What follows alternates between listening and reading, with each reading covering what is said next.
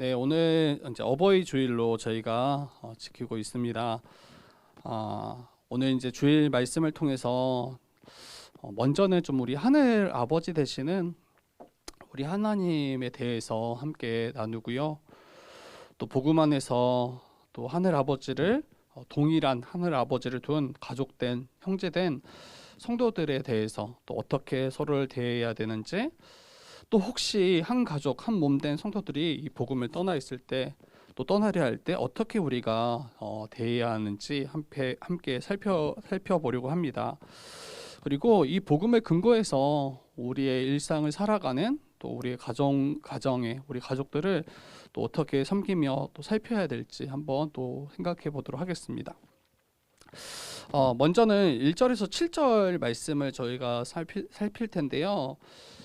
1절에서 7절 말씀은 예수 그리스도로 말미암아 율법 아래에서 속량 받았다 우리가, 그리고 하나님의 유업을 받을 아들 되었다, 이렇게 이야기합니다.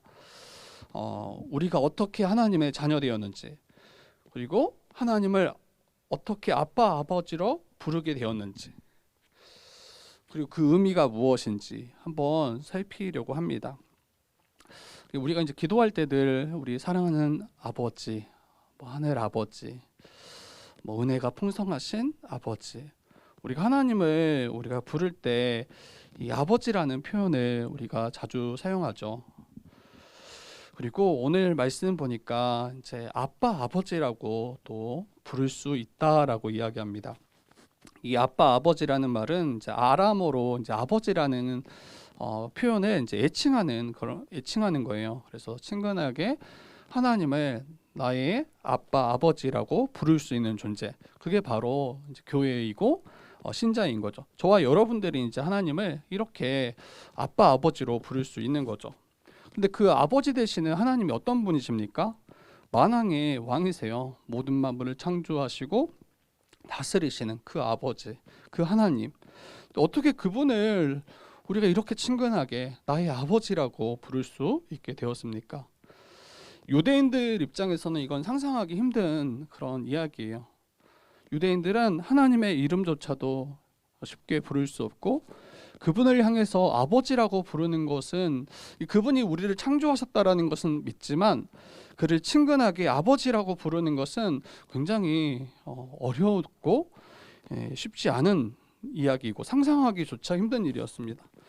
이 아버지라는 표현은 우리가 아들 된다라는 말이잖아요. 그래서 하나님과 자신을 동일시하는 것으로 여겨져서 이 신성모독이라 정죄받을 수 있는 그런 일이었습니다. 그래서 예수님도 죽으신 그런 결정적인 것은 자기 자신을 하나님의 아들이라고 이렇게 소개했기 때문이에요. 너가 정말 하나님의 아들 맞느냐? 내가 정말 그러하다. 이렇게 자기 자신을 하나님의 아들이라고 이야기했고, 또 이것을 하나님과 동일시하는 것으로 그들이, 바리새인들이나 종교 지도자들이 받아들여서 예수님을 정죄해서 십자가에 달려 죽게 한 겁니다. 또한 왕이신 하나님을 아버지로 부르는 자는 단순히 이제 아버지 이렇게 부르는 것에 이 호칭의 어떤 뒤바뀜이 아니라, 이 아버지가 다스리시는, 그 왕이 다스리시는 그 나라를 유업으로 받을 자격이 있는 자가 바로 아들이라는, 자녀라는 그런 이제 의미이죠. 그래서 한번 생각해 봐야 될 것 같아요. 도대체 어떻게 우리는 하나님을 아버지라고 부를 수 있는 자가 되었는지, 어떻게 하나님의 유업을 이을 놀라운 은혜를 받은 자가 되었는지. 바울은 이제 1절부터 3절까지 이전의 모습들을 다시 상기시켜줘요. 본래 유업을 이을 자가 모든 것의 주인이지만, 이건 이제 그 당시 사람들의 예를 들어서 말하는 거죠. 1절에 보니까 내가 또 말하노니 유업을 이을 자가 모든 것의 주인이나 어렸을 동안에는 종과 다름이 없어서 그 아버지가 정한 때까지 후견인과 청지기 아래 있다라고 이야기합니다. 그러니까 바울은 유업을 이을 자가 모든 것의 주인이에요. 그리고 우리 또한 유업을 이을 하나님의 자녀 되었기 때문에 주인과 다름없죠. 종이 아니죠. 그런데 어렸을 때에는 아버지가 정한 때까지 후견인과 청지기 아래에 있어서 마치 종과 같이 지시를 받고 또 지도를 받고 또 훈육을 받도록 그렇게 지시하시고 허락하셨다라고 말합니다. 여기는 이제 그 당시 어린 자녀들이 이제 주인의 아들임에도 불구하고 자녀임에도 불구하고 이 후견인 청지기 그 집의 종을 통해서 그 자녀를 다루게 한 거예요. 아버지가 정한 때까지 성년이 되기까지.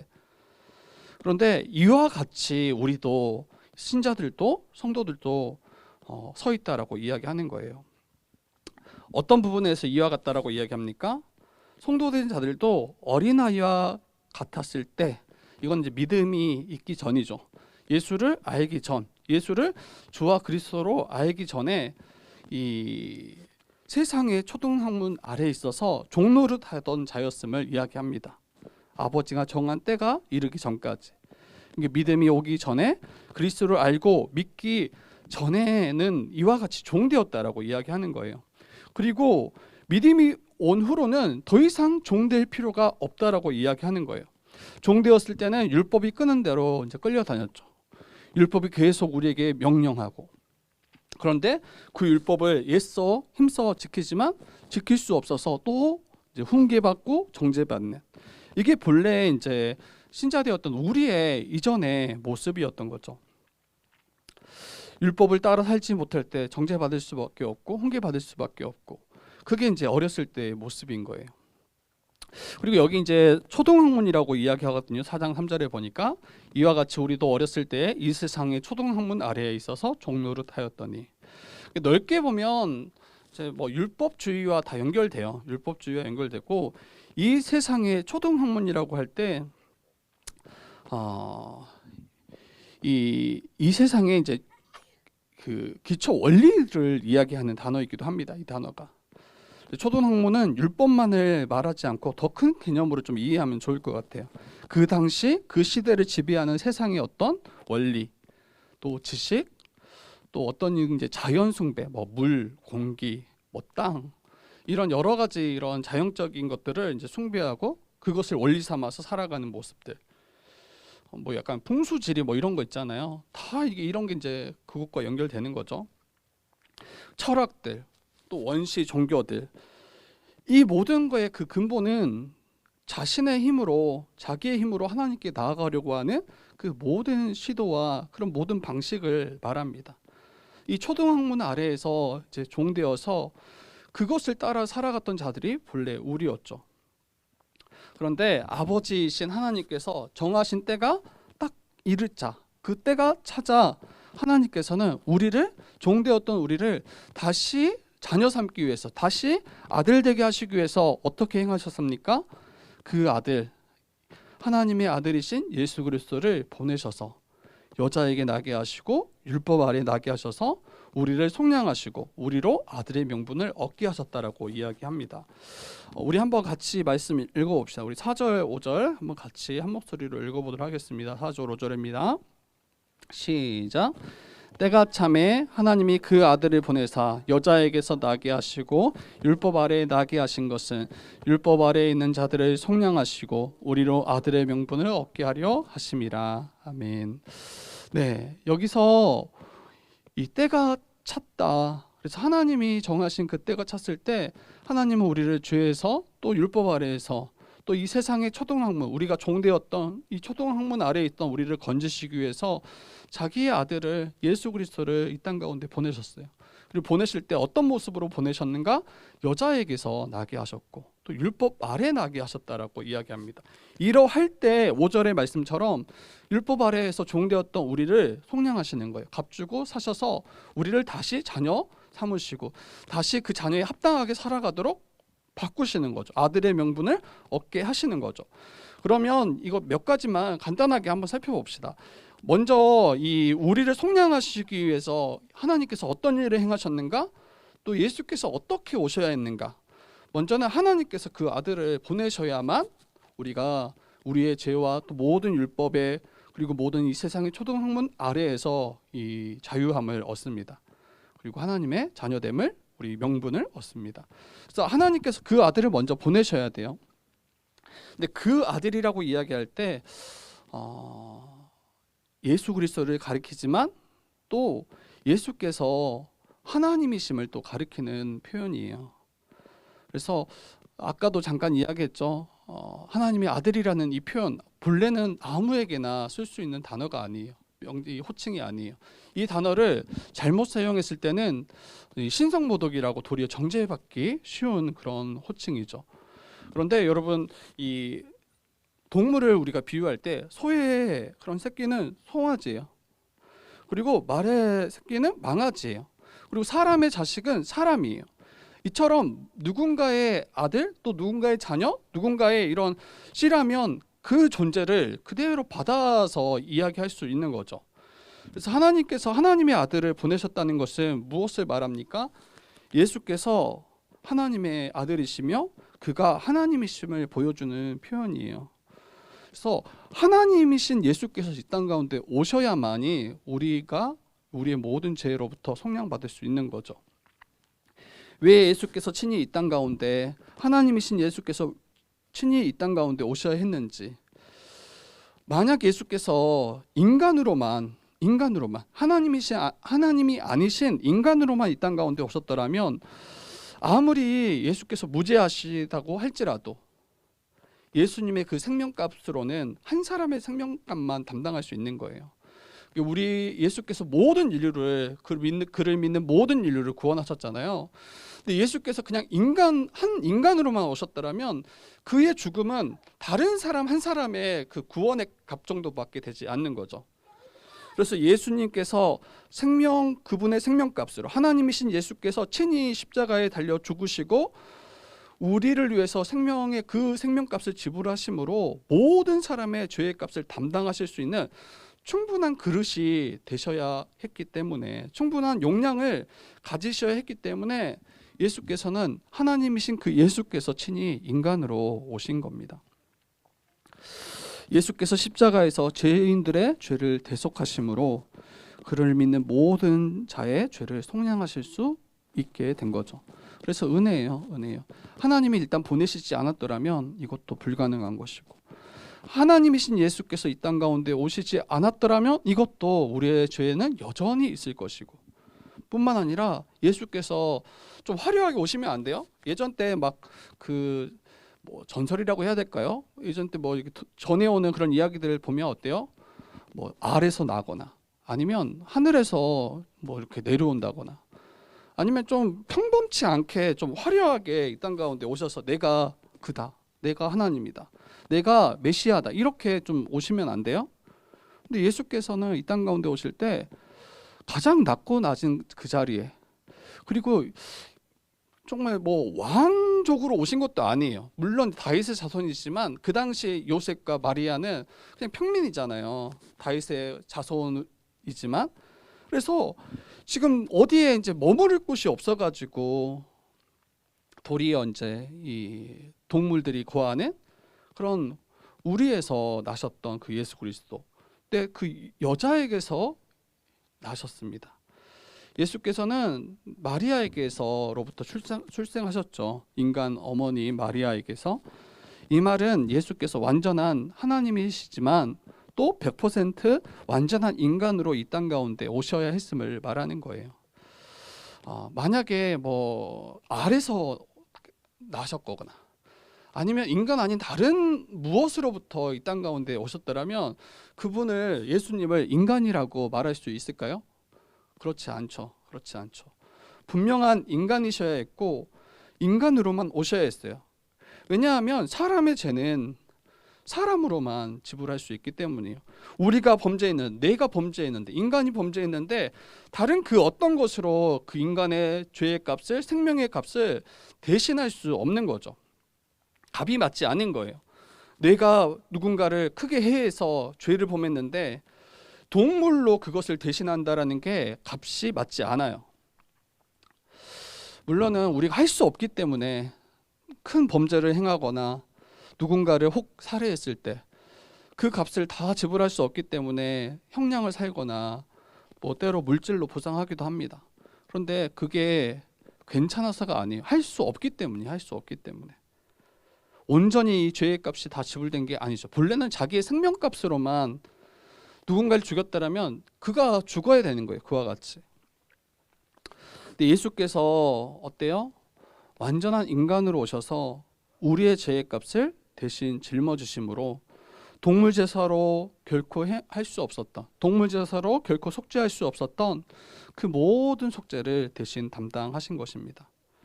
그리고 동물 제사는 이것 자체가 완전하기 때문에 괜찮아서 하나님께서 허락하신 제도가 아니죠. 어떻게 우리의 인간의 죄가 속죄되는지 가시적으로 미리 예표하시고 보여주시는 그런 상징입니다. 동물의 제사로서 인간의 죄를 온전히 속량할 수 없어요. 온전한 제물 되시는 예수께서 완전한 인간으로 오셔야만이 우리 죄인들의 죄가 다 속죄되고 우리의 과거 또 현재 미래의 모든 죄까지 담당하실 수 있는 거죠. 그래서 성령으로 동정녀 마리아로부터 죄가 없으신 완전한 인간으로 오신 것이 꼭 필요합니다. 또한 예수님께서는 율법 아래에 나셔야 했어요. 율법 아래에 나셔야 했다라는 것은 율법을 지켜야 될 의무를 가지고 이 땅 가운데 오셨다라는 거예요. 우리 인간과 똑같이 날 때부터 이 율법 아래에 거하고 이 율법을 지켜야 될 의무를 가진 자, 율법을 제정하신 분이신데 율법을 제정하시고 지키라 명하신 그 하나님께서 자기가 제정하신 그 율법 아래에 나셔서 도리어 이 율법을 온전히 순종하셔야만이 우리의 죄가 속량이 되는 거죠. 갈라디아서 3장 10절 말씀 기억나시죠? 모든 율법을 항상 지킬 때에만 하나님께 의롭다라고 인정받을 수 있는 거예요. 모든 율법을 항상 우리의 전생애를 통해서 그 어떤 것 하나도, 그리고 우리의 마음의 중심, 아무리 우리가 외적인 행동을 제한한다 할지라도 우리의 마음속으로 우리가 범죄하고 우리의 마음속으로 이 율법을 따르지 않으면 결과적으로는 율법을 지키지 못한 죄인으로 드러날 수밖에 없는, 그게 지금 율법의 기존인 거잖아요. 그런데 예수께서 율법 아래 나셔서 우리를 위해서 모든 율법을 순종하셨고 하나님으로부터 의롭다라고 인정받으시고 그분의 이루신 성취하신 그를 믿는 자들에게 의를 선물로 주실 때에만 우리가 속량되고 또 우리가 하나님의 아들로 인정받을 수 있는 거죠. 이 앞에 모든 것들을 한번 생각해 보세요. 앞에서도 우리가 기도했지만 은혜 아닌 게 없죠. 그 앞에 우리의 어떠함을 아무것도 제시한 게 없어요.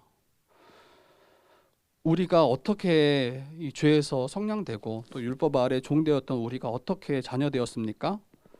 하나님이신 예수께서 또 성부 하나님께서 그 아들 성자 예수님을 이 땅 가운데 보내셔서 또 성령으로 말미암아 여자의 몸에서 나게 하시고 또 죄가 전혀 없으신 예수께서 우리 인간의 죄를 대신 담당하시고 십자가에서 죽으심으로, 그리고 그분의 전생의 모든 삶을 통해서 온전히 하나님의 뜻인 거룩한 율법을 순종하심으로 그가 얻으신 의를 우리에게 선물로 주실 때 그때 우리가 하나님의 아들의 명분을 얻게 된 거죠.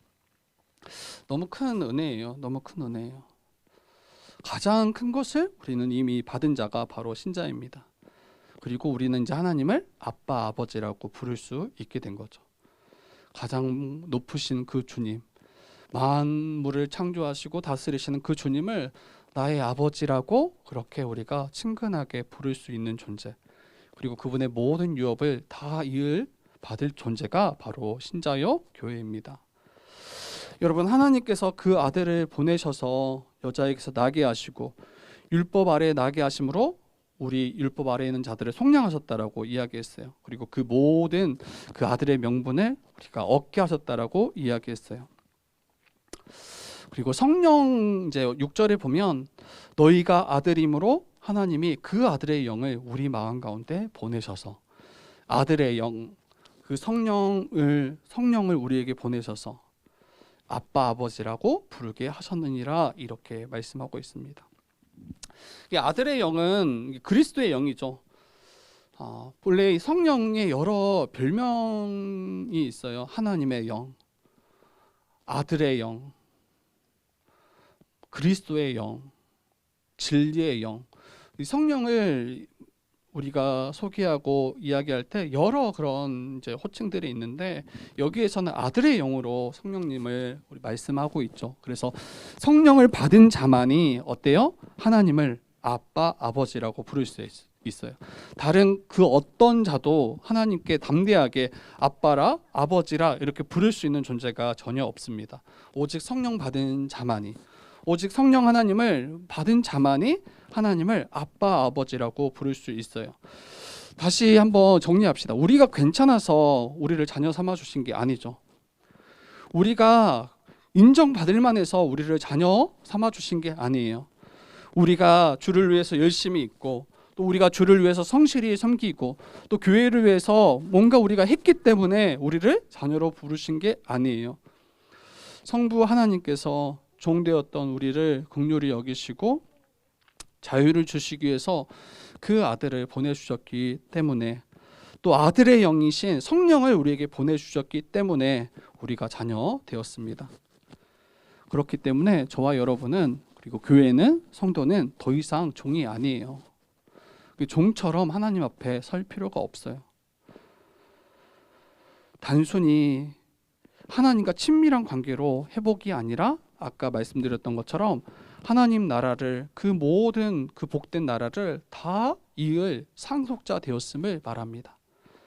그렇기에 예수 그리스도를 믿음으로 말미암아 아들의 명분을 얻은 우리, 또 아들의 영이신 성령을 받은 우리는 하나님을 아빠, 아버지라 부를 뿐만 아니라 이 땅 가운데서도 하나님 나라를 우리가 먼저 유업으로 받아서 누리고, 또 주님 다시 오실 때 하나님 나라를 온전히 다 우리가 유업으로 받게 되는 거죠.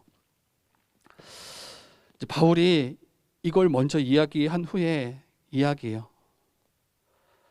더 이상 종이 아니다. 더 이상 종이 아니다. 더 이상 율법의 아래 거하지 말고, 율법을 행함으로 하나님 앞에 나아가려고 하지 말고, 종된 신분으로 하나님께 나의 행위로 인정받으려고 하지 말고, 오직 삼위 하나님의 그 구원의 은혜를 믿음으로 받아서 그 앞에 나아가라, 이렇게 이야기하는 거죠.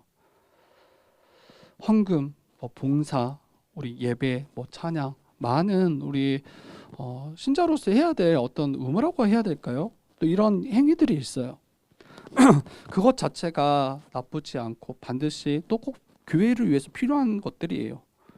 그리고 주님께서 허락하신 귀한 선물이에요. 그런데 이것을 마치 행해야만, 마치 하나님께 인정받을 것처럼 주의를 성수하고 뭔가 우리가 봉사하고 뭔가 그런 것이 있을 때에야 하나님이 나를 기뻐하실 것처럼 그렇게 혹시 우리가 인지하고 있더라면 그러한 분들에게는 참된 안식이 없어요. 참된 안식이 없고 여전히 종으로서 하나님 앞에 서려고 하는 모습인 거죠. 교회 안에 있음에도 불구하고 늘 영적으로 메말라 있고 늘 또 하나님을 또 두려워하는 대상으로만 혹시 여기고 있지 않은지 우리가 한번 돌아봤으면 좋겠습니다. 전에는 하나님을 알지 못해서 본질상 하나님 아닌 자들에게 종되었던 우리, 그래서 하나님을 모르기 때문에 하나님 아닌 자들에게 종노릇하는 것은 어찌 보면 당연한 모습이에요. 이게 세상에 속한 사람들의 모습이에요. 그래서 세상에 종되기도 하고 거짓 우상을 따르기도 하고 또 하나님의 거룩한 뜻인 율법마저도 이제 도리어 그 아래 종되어서 살아가는 그 모습, 이것이 우리에게 있지 않은지 우리가 돌아봤으면 좋겠어요. 우리 8절 9절 한번 읽어볼까요? 8절 9절 우리 같이 읽어보도록 하겠습니다. 8절 9절입니다. 그러나부터 봅시다. 시작. 그러나 너희가 그때에는 하나님을 알지 못하여 본질상 하나님이 아닌 자들에게 종노릇하였더니 이제는 너희가 하나님을 알 뿐 아니라 더욱이 하나님이 아신 바 되었거늘 어찌하여 다시 약하고 청박한 초등학문으로 돌아가서 다시 그들에게 종노릇하려 하느냐. 네, 갈라디아 성도들에게 권면하는 거죠. 책망하는 거죠. 너희가 하나님을 알지 않느냐. 또 하나님이 너희를 아신 바 되지 않았느냐. 이거 알다라는 것은 인격적으로 친밀하게 서로를 아는 것을 말하는 거예요. 우리가 연예인들, 유명한 연예인들 있잖아요. 나 그 연예인 알아. 이게 아니에요. 그분을 우리가 인격적으로 관계에 맺지 않잖아요. 그 연예인과 우리가 서로 소통하며 서로의 삶을 나누지 않잖아요. 그냥 아는 거예요. 그냥 이건 지식적인 것, 지식도 굉장히 얕죠.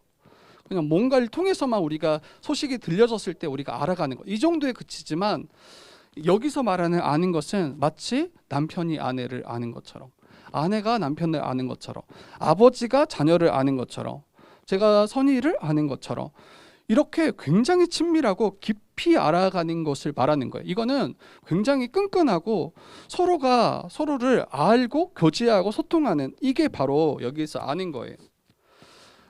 저의 아들이 저를 아버지로 아는 거죠. 저를 아저씨라고 때로 장난치면서 부를 때가 있어요. 그렇지만 이것도 다 아버지라는 전제 하에서 장난치는 거죠.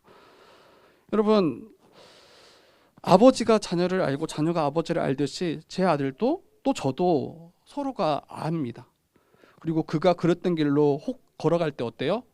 그를 훈계하기도 하고, 그리고 함께 먹고 마시고, 함께 거하고, 함께 자고. 이게 바로 아는 거예요. 아는 거예요. 하나님이 저와 여러분들을 아신다라고 이야기해요. 그리고 저와 여러분도 하나님을 알아요. 아버지로. 더 이상 또 옆집 아저씨처럼, 또 마치 여러 그런 이 신들 중에 마치 하나로, 그렇게 마치 자기 자신과 그런 끈끈한 그런 유대가 없이 마치 그렇게 옆집 아저씨처럼 아는 그런 모습은 종의 모습인 거죠. 그래서 때로 엄하게 제가 저희 아들을 대한다 할지라도 자녀는 알아요. 아버지이고 이 아버지가 나를 사랑함으로 또 이 아버지의 뜻을 따라 행하는 것이 이것이 유익하다라는 거. 단순히 뭐 좋은 것, 뭐 단순히 그냥 좋은 것, 이런 게 아버지와 아들의 관계가 아니에요. 또 부모와 자식의 관계가 아니에요. 사랑하기 때문에 훈계하고, 사랑하기 때문에 때로는 엄하게 꾸짖을 때도 있는 거죠. 그리고 자녀가 잘 될 때 그 무엇보다 기뻐하는 게 바로 부모요, 아버지요, 또 어머니의 모습인 거죠. 그런데 어찌해서 다시 약하고 청박한 이 초동 학문으로 돌아가느냐라고 책망하죠. 거기에서 건져냈는데, 여기서 건져내려고 자기 아들까지도 하나님이 보내셨는데, 그런데 거기에 다시 돌아가서 종노릇하는 이 갈라디아 성도들의 모습을 오늘 보게 됩니다. 여기서 약하고 청박하다라는 말은, 여러분, 율법은 또 이 세상의 초등학문은 우리의 죄를 속량할 수 있는 능력이 없어요. 그것을 아무리 우리가 열심히 따르고 이것을 붙잡는다고 할지라도 그것이 우리에게 구원을 주거나 참된 복을 가져다 줄 수 없어요. 우리를 의롭게 할 수 없어요. 우리가 이 천박하다라는 게 이 구걸하는 모습이거든요. 구걸하다. 근데 아무리 우리가 그런 세상의 것을 통해서 구걸하고 마치 뭔가 복을 얻어낼 수 있을 것처럼 우리가 생각하지만 결코 그 어느 것도 우리에게 채울 수가 없습니다. 또한 이 10절 말씀 보니까 이 초동학문의 어떤 한 가지 예의 모습인 것 같아요. 너희가 날과 달과 절기와 해를 삼가 지키니, 11절에 내가 너희를 위하여 수고한 것이 헛될까 두려워하노라. 여기서 이 날과 달과 절기와 해를 삼가 지킨다라고 이야기하잖아요. 지금 이걸 지켜서 또 인정받으려고 하는 모습이에요. 하나님께 나아가려고 하는 모습이에요. 앞에서 말했지만 약하고 청박한 것인데, 거짓 교사들은 특별한 날과 달과 계절을 이제 정해서 그것을 지킬 때 하나님이 기뻐하신다라고 가르쳤던 것 같아요. 그리고 아까 세상의 기초적인 원리라고 있잖아요. 사람들 모습 보세요. 점성술. 그래서 뭐 하늘을 통해서 자기의 어떤 미래를 예측하거나, 혹시 자기가 받게 될 어떤 해를 피하거나, 막 이런 식으로 점을 통해서 어떤 뭐 술수를 통해서 자기의 어떤 복을 자기가 취하려고 하는 그런 모습, 또 어떤 해를 피하려고 하는 모습, 이런 게 이제 세상의 방식이죠. 다시 거기로 돌아가는 거예요. 뭐 여러 교회 다니는 분들도 점 보는 분들이 그렇게 많대요. 그렇죠. 뭐 타로점이나 뭐 여러 가지 것들. 저는 잘 안 가봐가지고 한 번도 가본 적이 없어서 잘 모르겠는데, 하여튼 거기를 많이 가신대요. 또 어때요? 율법의 관점에서, 유대인들의 관점에서는 이제 뭐 초실절, 뭐 초막절, 뭐 유월절, 희년, 뭐 여러 절기들을 이 성경이 이야기해요. 근데 그 절기를 마치 지켜야만 하나님께 나아갈 수 있는 것처럼, 이 모든 것은 결과적으로 삼위 하나님의 은혜를 부정하게 만드는 결과가 됩니다. 앞서 바울이 말한 것처럼 갈라디아 성도들을 위해서 애쓰고 수고했던 모든 것을 헛되게 만드는 일이기도 합니다. 그래서 재미로 뭐 이런 것도 안 될 것 같아요. 제가 보면 재미로도 정말 우리가 하나님의 자녀고 그 모든 것을 받은 자 되었는데 또 우리의 삶이 불안할 때 뭔가를 또 다른 것을 의지하는 그런 모습들 안 되겠죠. 하나님의 자녀입니다. 하나님이 아는 자녀 되었고 다 우리가 하나님을 안다라고 이야기합니다. 12에서 16절 우리 말씀 좀 더 볼 텐데요. 12에 16절 말씀 보니까 이 갈라디아 성도들이 처음 바울을 맞이할 때 그 바울을 마주하고 이 복음을 들었을 때 어떻게 반응했는지, 그리고 복음을 떠났을 때 어떻게 대했는지를 좀 살펴볼 수가 있어요. 12절 형제들아 내가 너희와 같이 되었은즉 너희도 나와 같이 되기를 구하노라. 너희가 내게 해롭게 하지 아니하였다. 13절 내가 처음에 육체의 약함으로 말미암아 너희에게 복음 전한 것을 너희가 아는 바다. 그리고 14절 너희를 시험하는 것이 내 육체에 있으되 이것을 너희가 업신여기지도 아니하고 버리지도 아니하고 오직 나를 하나님의 천사와 같이 그리스도 예수와 같이 영접했다라고 이야기합니다. 여러분 예수 그리스도의 복음을 듣고 또 믿음으로 받았던 성도들, 갈라디아 성도들을 보면 자신들에게 이 복음을 전한 바울을 처음에 어떻게 대합니까? 그에게 아무런 해도 가하지 않아요.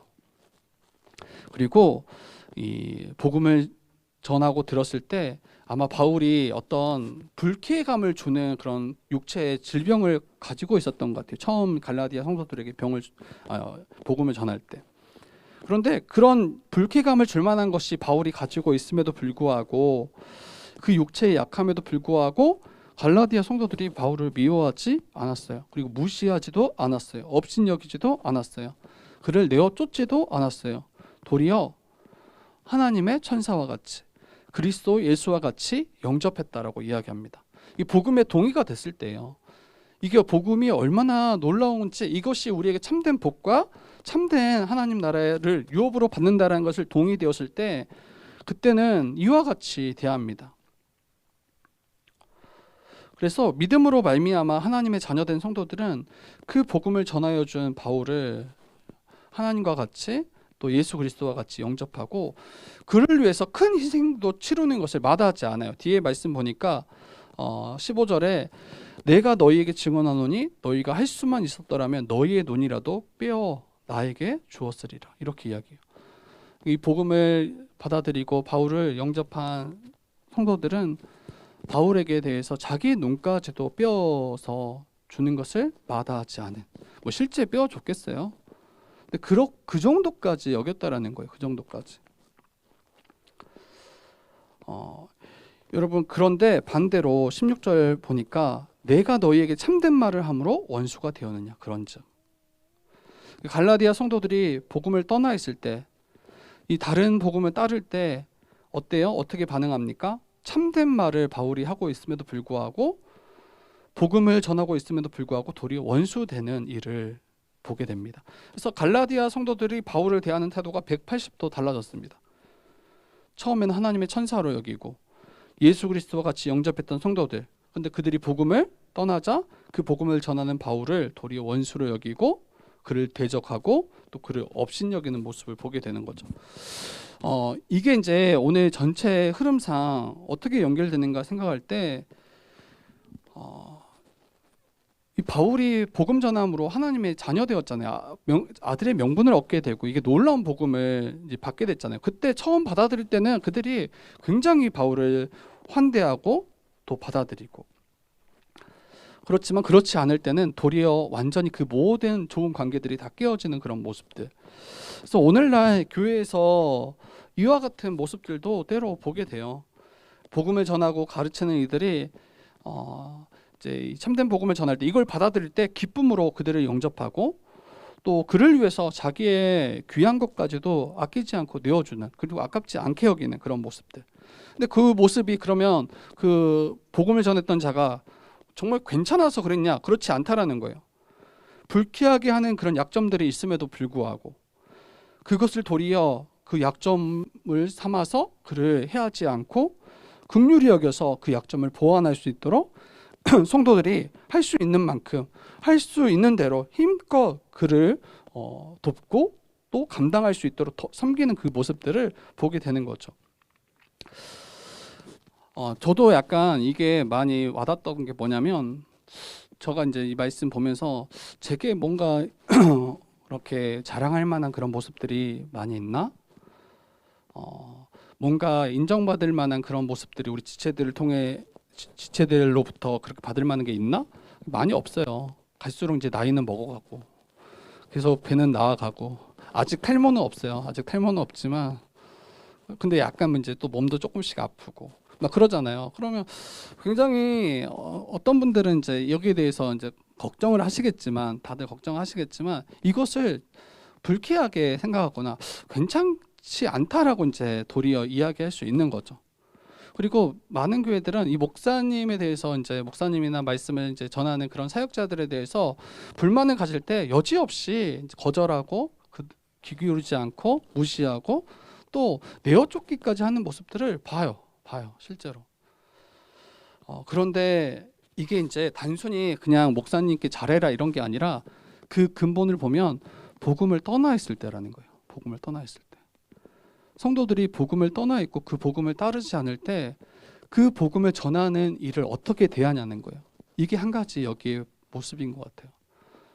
복음 위에 굳건히 서 있더라면 그 복음을 전하는 사역자를 어떻게 대할까요? 천사와 같이, 또 하나님의 천사와 같이, 또 예수 그리스도와 같이 영접하고 맞이하고 그의 약함에 있음에도 불구하고 긍휼히 여기고 그의 그 부족함을 함께 채워주는 게 이게 교회의 합당한 모습인 거죠. 근데 딱 복음을 떠나자마자 그를 원수와 같이 대하고 참된 말을 함으로 원수와 같이 여기는 모습. 그래서 우리 교회도 한번 계속 살펴야 돼요. 이런 부분에 대해서 단순히 제가 미워질 수도 있어요. 근데 제가 복음을 떠나 있을 때 저를 미워하시는 건 괜찮아요. 그거는 제가 그걸 통해서 빨리 깨닫게 되는 거죠. 내가 복음을 떠나 있는 거 아닌가. 내가 정말 참된 복음을 매주 잘 준비하고 가르치고 있는가. 만약에 복음을 떠나 있는 상황이라면 여러분들이 이걸 저를 깨닫도록 여러분들이 이제 저에게 말씀해 주셔야죠. 약간 두려운데 자주 또 목사님 뭐 이러고 약간 그럴까봐 약간 좀 두렵긴 하지만 하여튼 더 깨어 있을 수 있게끔 여러분들도 저를 도와야죠. 근데 복음의 관점에서 저의 연약함들이 많다라는 걸 저도 인정해요. 그래서 그 부분들에 대해서는 여러분들이 또 받아줘야 돼요. 그리고 이것을 세워주고 또 함께 이 부분들을 세워갈 수 있도록 이렇게 가져가는 게 맞는 것 같습니다.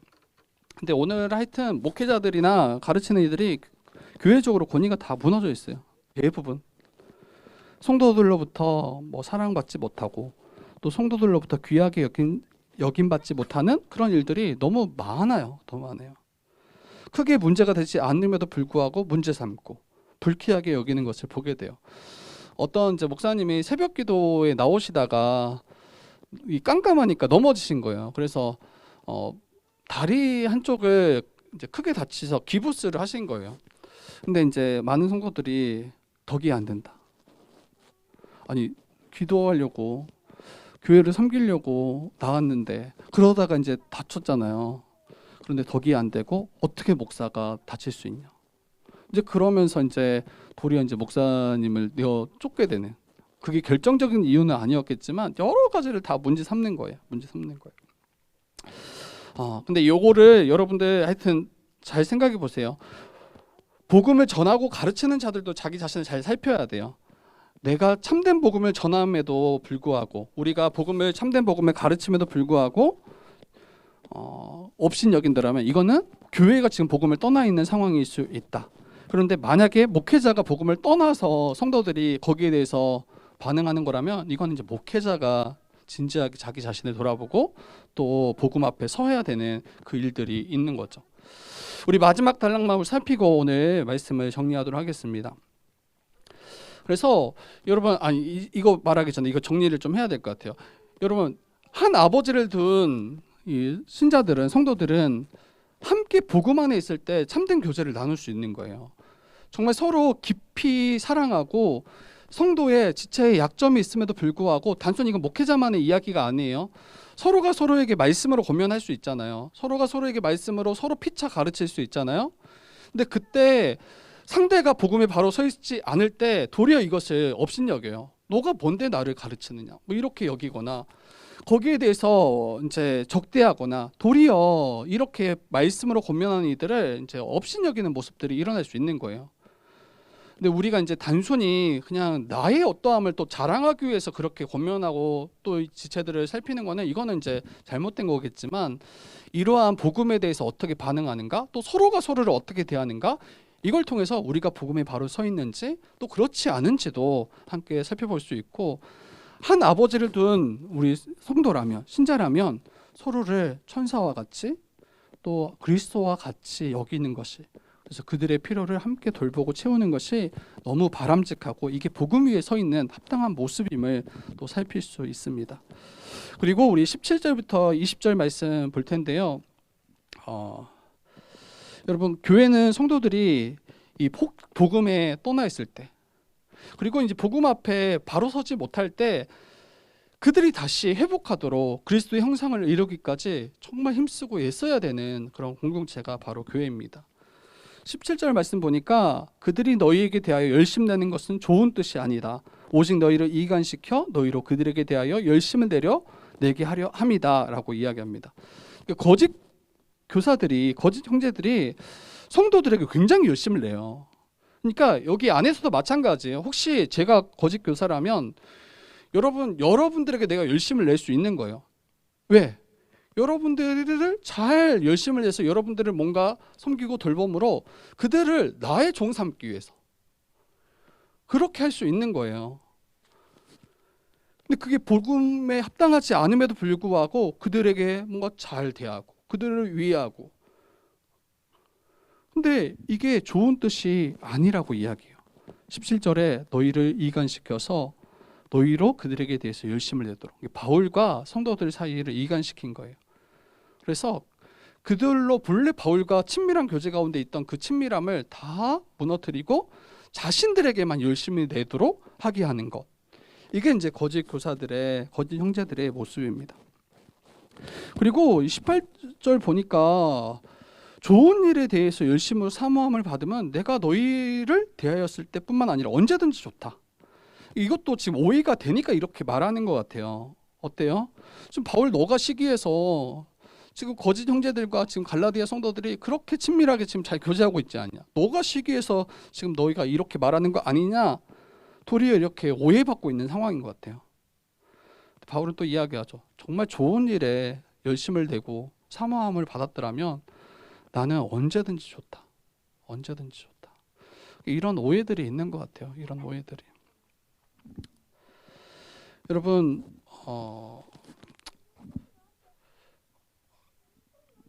우리도 이러한 일에 이제 자유할 수 없을 수 있어요. 그러니까 단순히 나와 어떤 친밀한 관계를 유지하고 또 나의 어떤 사람으로 만들기 위해서 혹시나 우리가 누군가의 관계를 깨트리고 나만 막 이런 거 있잖아요. 당파를 만들거나 또 뭐 양성찬 목사만 뭐 참된 목사다 뭐 이런 식의 이야기 당연히 안 하겠지만 이런 것도 안 되는 거죠. 안 되는 거죠. 우리 교회만 뭐 참된 교회다 이런 것도 안 되는 거죠. 정말 좋은 뜻으로 우리 지체들을 누군가 대했더라면 그것을 기뻐해 할 수 있어야 되는 것 같아요. 우리 서로가 서로에게 대해서 그렇게 그런 마음으로 우리가 대할 수 있어야 되는 것 같아요. 반대로 그렇지 않을 때, 도리어 자기를 종 삼으려고 할 때 여기에 대해서 아니다라고도 이야기할 수 있어야 될 것 같아요. 우리는 예수님의 제자잖아요.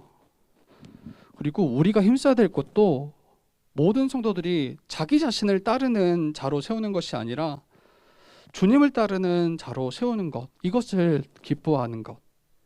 혹시 나를 따르지 않더라도 다른 일을 따르는 것, 그런 모습이다 할지라도 그게 주를 위한 것이라면, 주님을 따르는 모습이라면 그것은 정말 괜찮은 거예요. 기뻐할 수 있는 거예요. 근데 종 삼고 사람을 따르게 만드는 것이라면 이건 막아서고 그것과 싸워야 됩니다. 참된 복음을 떠나서 다른 복음을 따르도록 만들기 때문입니다. 그리고 바울은 지금 우리 이제 마지막 19절 20절 보면 나의 자녀들아 이렇게 이야기하면서 너희 속에 그리스도의 형상을 이루기까지 너희를 위하여 해산하는 수고를 한다라고 이야기합니다. 그리고 20절에 이제라도 너희와 함께 있어서 내 언성을 높이려 함은 너희에 대해서 의혹이 있습니다 라고 이야기합니다. 여러분, 나의 자녀들아라고 바울은 이야기해요. 너희 속에 그리스도의 형상을 이루기까지 너희를 위해서 내가 해산하는 수고를 감당하겠다라고 이야기해요. 그러니까 지체들이 혹시 교회가 이 복음 앞에 바로 서 있지 못할 때 다시 그들이 하나님의 앞에 설 수 있도록, 다시 그리스도의 형상을 이룰 수 있도록, 여러분, 교회에는 한몸된 성도들은 그들을 위해서 정말 애쓰고 힘쓰셔야 돼요. 근데 어떻게까지 애쓰고 힘쓰냐 할 때 해산하는 수고를 말하는 것처럼, 그것을 비유해서 말하는 것처럼 그와 같이 힘쓰라고 이야기합니다. 이거 뭐 생명 걸고 하는 거죠. 생명 걸고. 정말 큰 고통을 감내하고 단순히 수고하는 것이 아니라 극심한 고통까지도 감수하는 수고를 통해서 다시 그리스도의 형상을 이루기까지 그렇게 애쓰라고 우리에게 권면합니다. 20절도 마찬가지예요. 실제로 지금 바울은 또 이야기해요. 내가 이제라도 너희와 함께 있어 내 언성을 높이려 한다. 물론 언성을 높이면 안 되죠. 안 되지만 정말 신자들이, 성도들이 교회가 다른 곳으로 따라가려고 할 때 그때는 우리의 톤이 바뀔 수밖에 없어요. 우리의 이 언성을 높일 수밖에 없어요. 근데 요거 이제 다르게 번역하는 번역본도 있어요. 여기서는 개역개정에서는 언성을 높인다라고 하는데 여기 본래 이제 그 단어를 보면 이제 바꾸다라는 단어예요. 언성을 바꾸기 원한다라고요. 언성을 바꾸기 원한다. 그러니까 앞에서 너무 강하게 이야기한 거예요, 바울이. 막 책망하고 다른 복음을 따르면 저주를 받을 것이다. 이렇게 막 1장에서 막 책망하는데 20절, 4장 20절에 이제는 내가 그렇게 높은 언성으로 마치 이렇게 책망하듯이 이제 더 이상 이야기 안 했으면 좋겠다. 이 말이 너희들 빨리 돌아와라.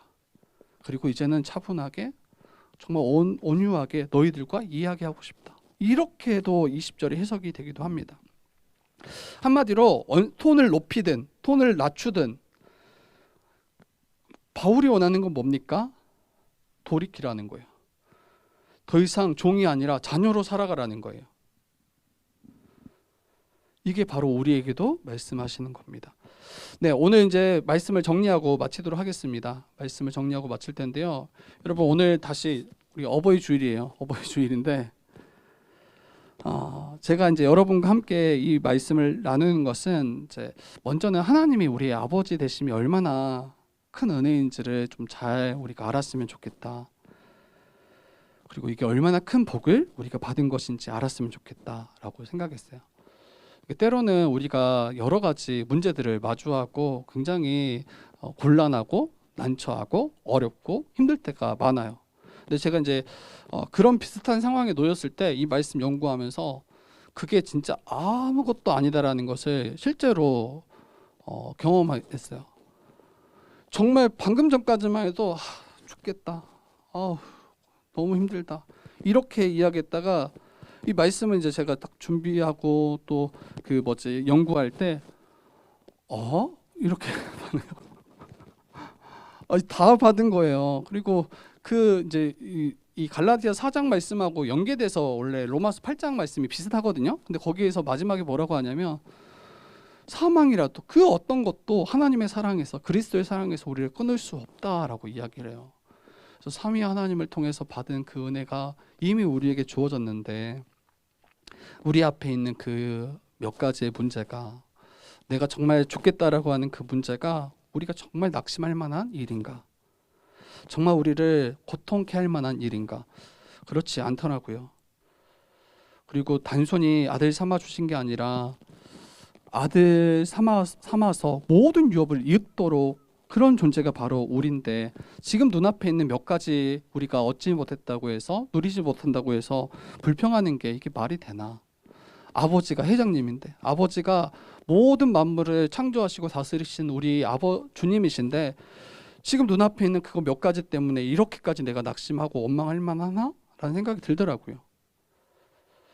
여러분 정말 우리가 자녀 되었다라는 거 이게 놀라운 복인지, 그리고 이미 우리가 예수 안에서 그런 존재라는 것을 믿고 있는지 우리가 한번 돌아봤으면 좋겠고요.